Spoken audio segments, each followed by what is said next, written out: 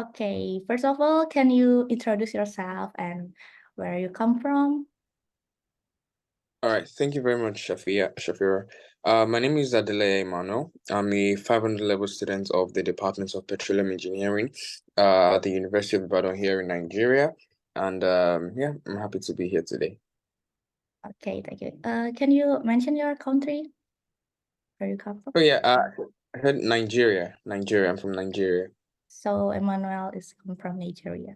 So to start, to kick things off, could you share your overall impression of the consumer landscape on your country? Maybe like what some of the key characteristic of trends that you notice and have a huge impact in your country. Okay, so the consumer landscape in Nigeria is one that is pretty interesting to talk about. So I think what the overall impression for Nigerian consumers is always very, very demand sensitive. So for example, like depending on the kind of product or like the kind of service that we are looking at, it really says a lot about the Nigerian consumers. So take for example FMCG goods or just regular food consumption goods now. So Nigerians react pretty much the same. So once I think price, for example, now price is always a major deal for the impression of Nigerian consumers. So most Nigerian they like to they give value to a product based on how well people use that product or how well that product ties to the fundamental necessity of that product. Take for example now something as simple as bread. So bread is so valuable to Nigerians in such a way that even if you increase the price of that particular product, like they would just respond negatively to it at first, but afterwards they just carry on. And then when we move to more technical things like let's say petroleum now as a product, so it depends on how well that product or that service sits within the general necessity of Nigerians. But if it doesn't really sit within the general necessity of Nigeria, so take for example now products within fashion or tech products or things like that, they would often just apply to only a few people. So for example now Apple products now, like not a lot of Nigerians are really see a lot of value to Apple products. So the consumer landscape for that is kind of niched, and only a specific group of people would actually pay more attention to that product. And once that happens, even things like price would not really affect because it's like the wealthy people in the country. Same thing with cars. Like a lot of people don't put a lot of big deal to expensive cars, only a targeted demographics of customers. And once they see that, they will just they just go for whatever that product might be. So I think those are a few trends, just a few background details I could share as touching the consumer landscape. So price is a big deal. Once the price goes up, you always get these trends, like this trend in Nigerians, there always be uproar, especially if it's a very huge spike in their product. They will always complain about it. But if the government cushions it, that's great. If they don't, Nigerians will just adapt to the whole thing. And one last thing I'll just quickly mention is the exchange rate. So Nigeria is a country that does a lot of importations, and the implication of that is once there is an increase in once the exchange, like the dollar to naira rate increases, it affects a lot of things. It affects a lot of our products, and once it affects a lot of our products, it affects how consumers will react to those goods. Yeah. Speaking of FMCG, could you mention one the most popular or the most well known in your country? What company is that? Name, the brand? Okay, sure, definitely, I can do that. So one of the biggest FMCG in Nigeria is Nestle. So I don't know. I think you might have Nestle in in Indonesia or where you're from. So Nestle is like a big FMCG in Nigeria. We also have Unilever. So for Nestle, what they do, they provide. I think they provide beverages, water, bottled water. I think we Um, are the a same. It couple. also happened in my country. It's Nestle and Unilever, right? Exactly. Yeah, Okay. Nestle and Unilever. Yeah, so pretty much those are like the big guys, and we have a few too. Can't really think of any at the top of my head. Um, But what do you think like the factor people prefer to choose, for example, Nestle over Unilever? Is it also based on the cost? Like maybe they have the strategy of leader costs, like they put the price more cheaper than than the competitor, or what do you think? Okay, so I think for Nigeria, yeah, price is like the number one thing. Like most of the competitors, like when they are like selling a particular product for things like water, everyone tries to keep it simple. Once they can identify that this is something that is a basic necessity, if one of their products is a basic necessity for the people, they almost always have the same price. So Nigerians will just like okay, look at okay, what do you think? Which one do you think is better for you? In terms of like let's say the aesthetics of the product, so how the bottle is designed, how that particular product is designed compared to the other competitors. So these are the things that Nigeria look at. The prices are even, but then for specific products that are different, so I think it really boils down to like the kind of awareness that is created for that particular goods or that particular service, or like just like the experience user people's experience with it. There's always a way of understanding okay, which is better between Milo or Bombita, like and people will always like say yeah, I prefer Milo, I prefer Bombita. So people preferences come into play. So but I think fundamentally most products that are of the same category are generally within the same price range. So Nigerians will just like make their preference based on their perception of the quality of that product. And I think that's where like awareness comes in. So I'll tell you, okay, my product is good because it has this, it has this, it has that. And they will also the other party will come and tell you, okay, this is why I think mine is good. Look at Pepsi and Coke, for example, like very similar products. They have the same price. So but the way Nigerians react to it is just dependent on like their perception of the quality of that product and also the level of advertisement that is being done for it. So like the quality and the service that they provide is also be the considerable for the people in Nigeria, right? How about the Yes. visual design, like the packaging or the the visualization of the product? Do you think it Yeah, is have an impact to the buyer in your country? yeah, it does, but like not to a great extent. So I think in terms of aesthetics now, it would now boil down to like a different category of products. For example, digital devices. So I think that's where things like aesthetics, the designs, can come into play. For very simple products, it doesn't really matter. Once I can just get the functionality of it, like most Nigerians are very good at that. But if you're looking at aesthetics now, you're looking at a very different consumer group. Not a lot of people really care about does this look nice and this, but can I just use it and it's fine. But when we look at like digital devices, aesthetics, Nigerians also like really play certain Nigerians play to that tune. So it also plays a role like that, like the design, but it's towards a different class of individuals in Nigeria. So if I can conclude that your explanation, like the three main point is like the cost, and then the service and the quality that your people must consider. Okay, Correct. thank you Correct. for the explanation. I'm gonna moving on to the government controls. So how does your government intervention or control to influence the consumer choices? Because like for example, in my country, the government is trying to persuade our people to buy from a local store like the MSME, if you know, the medium size enterprise. So it can make our economic stronger, and I want to know like how's the regulation and what your government do to, make it the economy also stronger. Is it like the same strategy, or maybe your government have another strategy?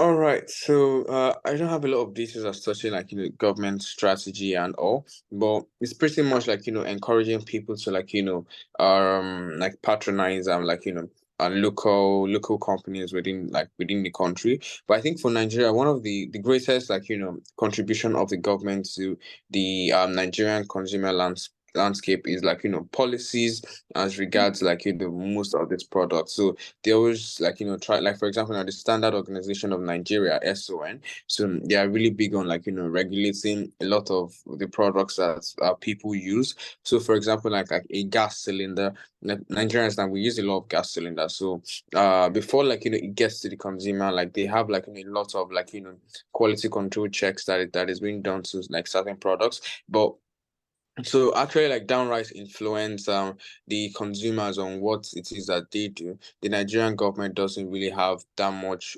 foothold in that particular domain. The best they do most of the time is just sensitize, encourage, but nothing really. So that's why the actions of Nigerians is very much independent of the government. The only thing that really affects Nigerians is the policies that the government might make as touching their products. So the government not have any forces to the people to buy from this one store or other store. It just depends and make it free for the customer choices. Is it right? They don't really do that. Although what I can think of from the top of my head that the government do actually is, say for example, the government is trying to push a campaign or try to do a particular thing, they can just liaise with one of these companies and say, okay, will you be our vendor for this particular event? Just simple things like that. But to downright drive the citizens to buy a particular product, I don't think it's a Nigerian thing. Okay, got it. Thank you. And then I'm gonna ask about the weather. Do you think the climate or weather conditions in your country can have an effect on the consumer preferences in purchasing something?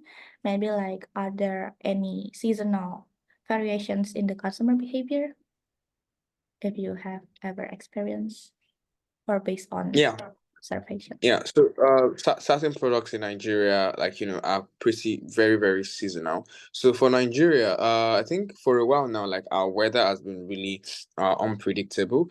But people pretty much buy the same things that you'll buy during the cold season as they would in the hot season, because we don't really have a full hot season, we don't really have a full cold season. So it's kind of really flexible for Nigerians. So weather not so much. For example, now I think one of the areas that that affects consumers with in terms of weather is for example during the cold season, do we get clothes that are sort of warm? Do we get just different food items that can keep the body warm or stuff like that? So it doesn't really affect. Where I would say weather plays a role is in the agriculture of the country. So for example, for farmers now that produce certain products, so they always try to manage their planting, their plantation into weathers that would facilitate growth. And then when it's season that are kind of dry, that's when those particular products go out. So we sort of have certain products that come out during the cold season, like food items, agricultural items that come out during the cold season, and some that goes out during the hot season, depending on what conditions would be suitable for the farmer. So if I'm planting rice and I'm just giving a hypothetical example now. If I'm planting rice in the hot season, I know that I will scale my sales when it's cold. And if I'm planting bananas in the cold season, the consumers will definitely be buying it in the next coming season. So that's pretty much the extent to which I can think for how weather doesn't really affect a lot of things that Nigerians buy, honestly. So again, it's all about the function and the most suitable condition and the weather at the moment, right? Okay. Exactly. So I also want to know about how does the level of technology adoption in your country that could influence the consumer choices. I also want to know about the condition about MSME or the local store in the Nigeria. Are they also compete with the multinational companies such as Nestle and Unilever? What do you think? Okay, please can you give me a minute, please? I need to just quickly fix something here. Yeah, sorry. It's okay, take your time.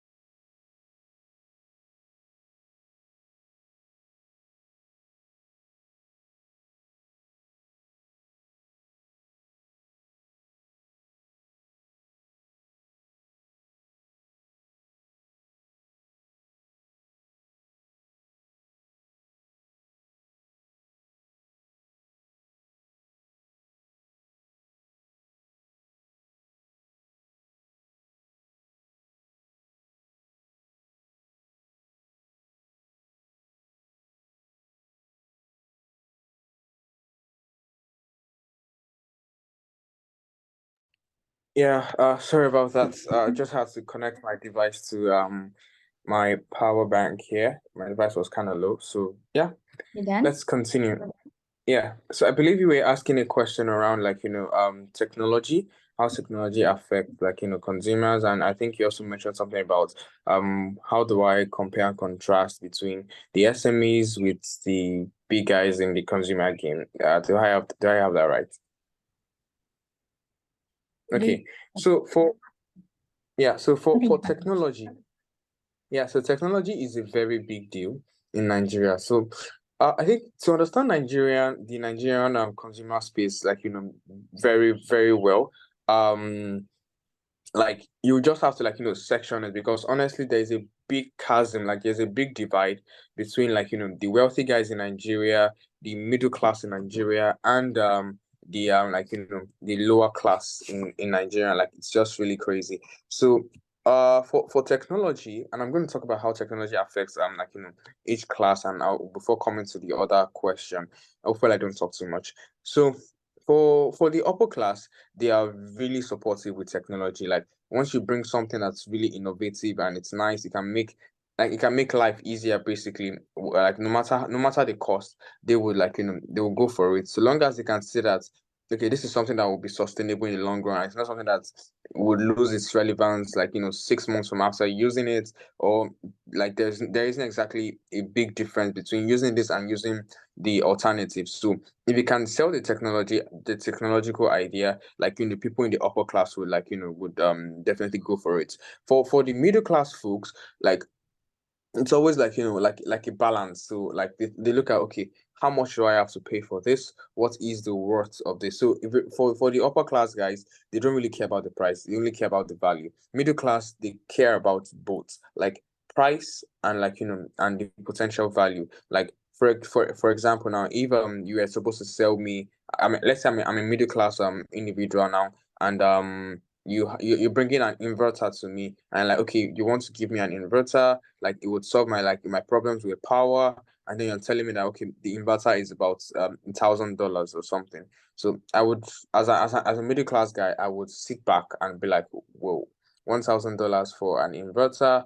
Like there was like most Nigerians would begin to like just assess their alternatives. Like why not I just get a simple generator and rather than getting an inverter or a solar or something. So there is a lot of like discussions within that section of the consumer market. So there's a lot of back and forth trying to understand like does that balance between the costs and also like the potential solution that technology like might be bringing. So that's pretty much the middle class. But then for the lower class, they really don't really care about like technology because of a lot of problems. Number one of the problem is illiteracy. So illiteracy is still like a very big deal in Nigeria. So it can be kind of like very difficult for you to start communicating with people who speak native languages or are not very vast with like the Western world. So it's a really like it's a big turn off for them. So new technologies or like technology enhanced solutions are not things that thrive within that space, even if it's very cheap. Like there is always like problems with people receptivity. But I think one of the probably this would feed back into your earlier question is the government. So the government like the governments are the only ones that can get technology related products to the lowest class of individuals because they have like once they can just like tie it to a very essential part of their day to day, they will just have to do it. And a quick example is for our SIM cards, so the government requires that every single member of the country would connect their SIM cards to their national identification number, their like their national card or something like that. So this sound a bit too digital. Like people in the upper class, no problem, middle class, no problem, but lower class, I mean, initially, I think it was in 2021 where this was passed out, and they were like, "Oh, in 6 months' time, we do this, and that's it." Like people in the upper class, that wasn't so easy. That wasn't so hard. Middle class took a bit time, but up until now, like they are still talking about. I mean, since 2021, up until now, they're still like persuading people to like get into that just like synchronize both together for easy access and all of that. So things another aspect is also banking. So finance is important to every level of like people interaction. So government can come in through finance because you can't exactly run away from it. So they can come in and bring the technologies in that space. Oh, mobile banking, things like that. Whether you like it or not, you just have to like get used to it. So that's the way I will answer the question on technology. It depends on the layer of like of consumers that you're talking about. And to your other question about like SMEs and like the big players in the market. So for Nigeria, there is definitely that big gap between like the posture of like SMEs, like small like medium scale companies and like big companies because of like the kind of funding they get,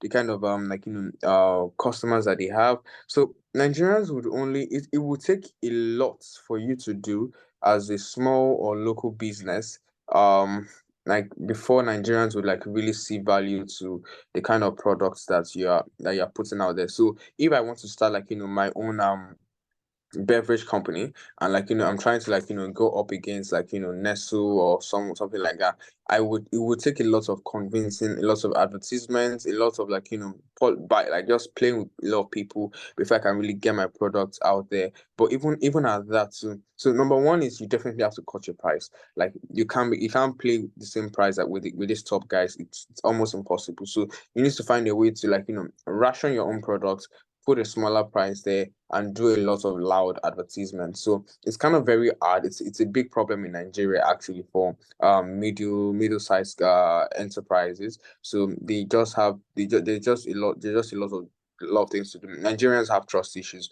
Like if I don't know you before, I think I'll just rather stick to what I'm used to rather than just trying out things. So Nigerians are not really the best at, oh, this is something new, let's embrace it.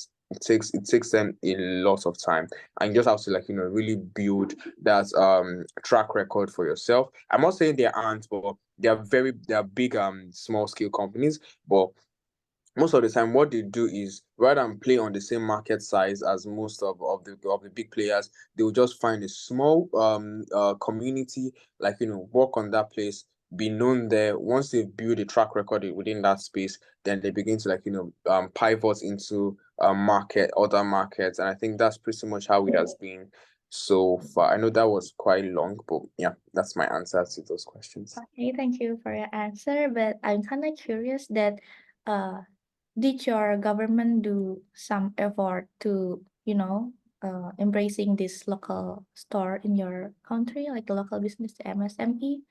And then do they already, what is it called, already know about this technology advancement? Maybe they also use social media for the order system, or what kind of stuff that in your Yeah, country?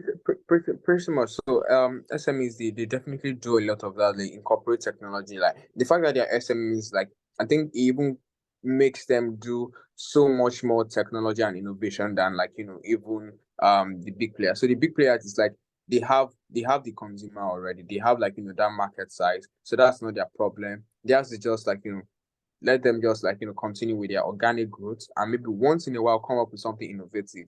But for middle-sized companies, like they are very big on innovation. They want to like put out something unique. They can't do that with like the size of their asset portfolio. So they can only do that with like oh yeah, we're integrating Bitcoin. So you say that most small scale companies in Nigeria, like they are just like doing everything to reach every single class of consumers. So you sit and say, okay, we've integrated blockchain into our payment system, we've integrated AI into this, like social media, we do this, we do that. Big players they don't really stress about all of that. So it's the small guys that always like try to look big. So big guys are already big, so they don't really need to do much. So and to the question of government, so thing is most SMEs are private because like the Nigerian government isn't something like isn't the best that one can really talk about. But I know that's not like what we're trying to cover in this conversation today, but like most SMEs are pretty much private. So I mean the implication of private is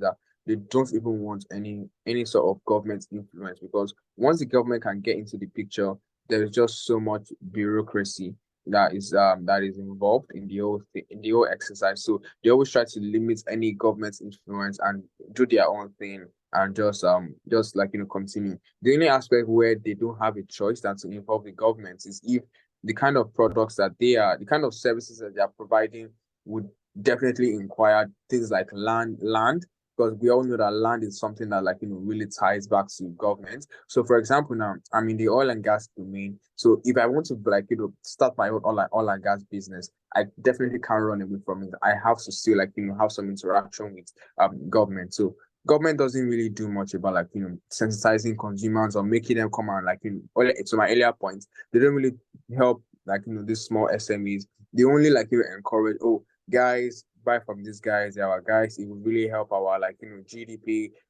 help our exchange rates and all that bits. That the only talk. They don't really do so much as help. So yeah.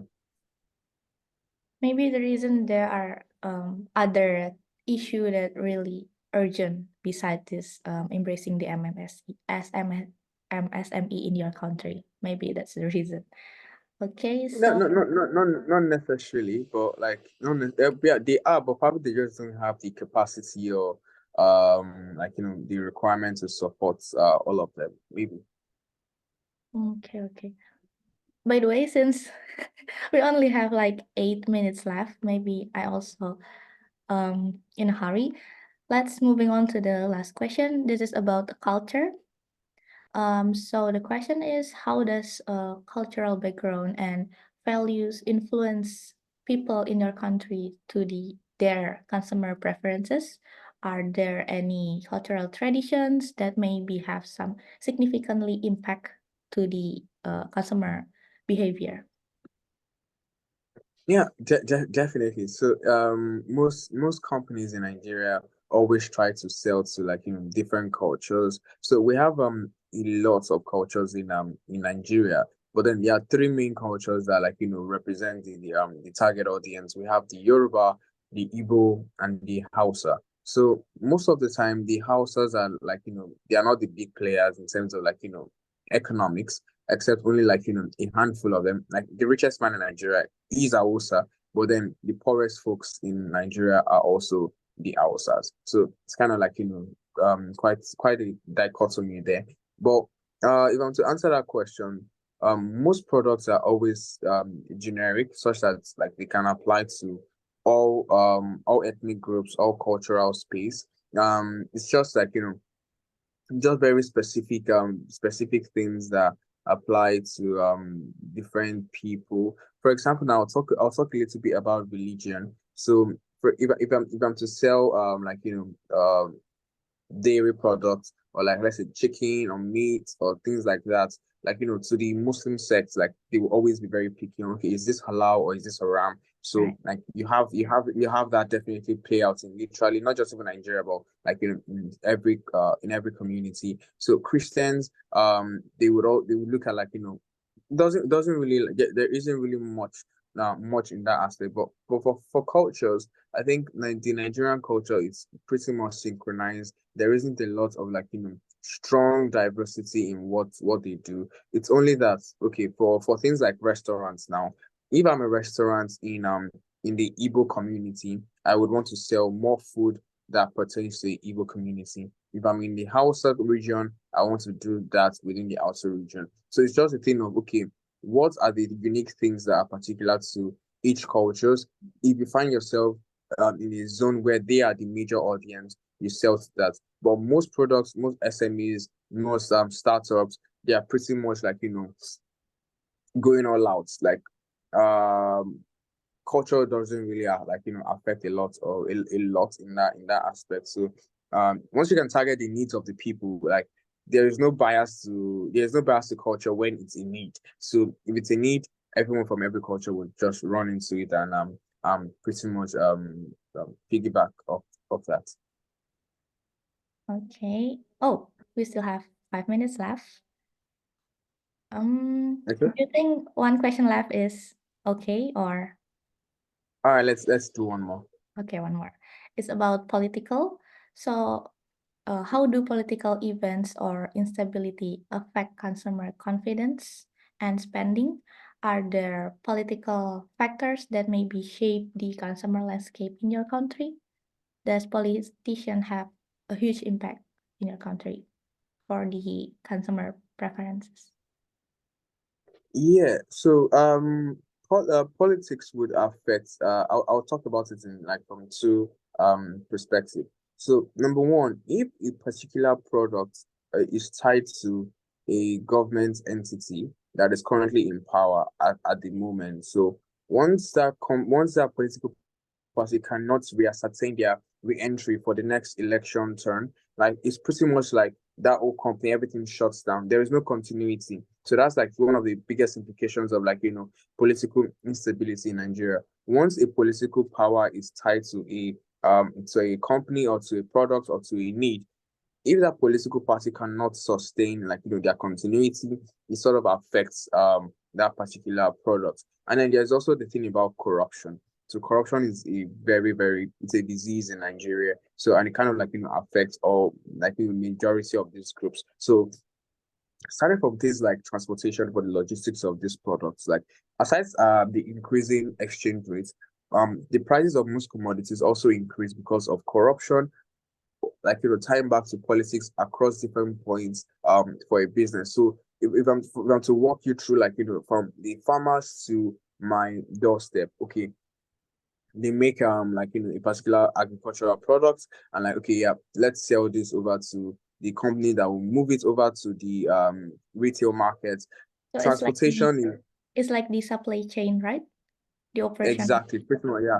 The supply politics really plays a lot of role, like in the supply chain of Nigeria, and at different points between the farmers to like the final consumer, you have a lot of political influence, that a lot of government officials that want to get their cut from these things, and once they begin to like take their cut out of certain some of those products, like the owners or the business owners will definitely still want to make profits, and the only way I can make profits when I have to give out a lot of cuts at different terminals is to increase the price of that product, such that even after taking away all those cuts, I will still get my profits. And who bears the bad side of this is the final consumers. They just like, whoa, why did you guys like increase the price of this product from about using dollars, and from about $20 to $50, you can't exactly get a good explanation because no one can really come out and say, yeah, these political officers took their cost, and we just had to make our profit. So